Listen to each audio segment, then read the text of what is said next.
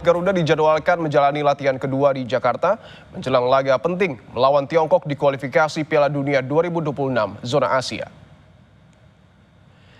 Latihan dilakukan tertutup dan fokus untuk mematangkan taktik permainan sehingga strategi yang dirancang tim pelatih dapat diterapkan dengan sempurna di lapangan. Laga melawan Tiongkok dan Jepang sangat penting untuk menentukan nasib timnas Indonesia di putaran ketiga kualifikasi. Saat ini timnas Indonesia duduk di peringkat keempat klasemen dengan koleksi 9 poin.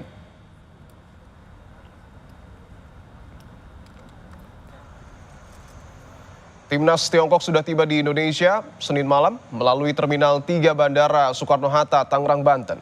Pelatih Tiongkok Branko Ivankovic membawa 25 pemain, 3 diantaranya merupakan pemain naturalisasi. Saat ini Tiongkok berada di dasar klasemen grup C berbekal 6 poin.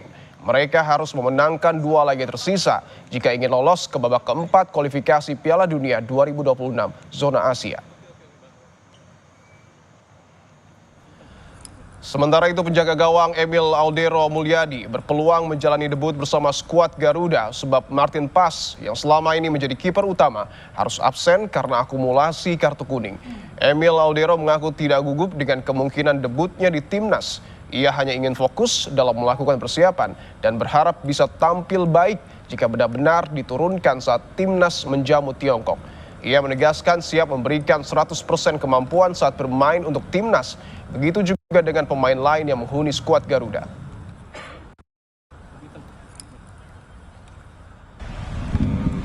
I'm not nervous because it's football, it's joy. So I'm preparing the match as I always did. So I'm focused on the training and all my teammates we're doing a really good training session. So of course we're gonna give our 100%. So I think I'm not saying nothing, but I'm positive.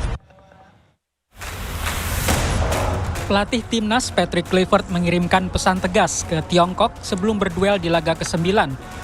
Putaran ketiga kualifikasi Piala Dunia 2026 zona Asia di Stadion Utama Gelora Bung Karno, Jakarta, Kamis malam.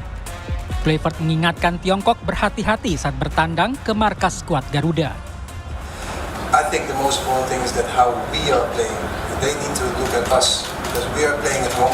We have to play dominant game, and they have to, be careful of us. And we, of course, don't need to underestimate our opponent. But I think that China needs to be aware what we bring to the table. Pelatih Tiongkok Branko Ivankovic pantang pesimistis meski timnya berada di dasar klasemen grup C kualifikasi Piala Dunia 2026 zona Asia. Branko percaya diri timnya bisa menang melawan Indonesia. I'm coach and I'm always optimist. If we are playing against Indonesia, Brazil, or I don't know who. If I'm not thinking like this, why I'm coach?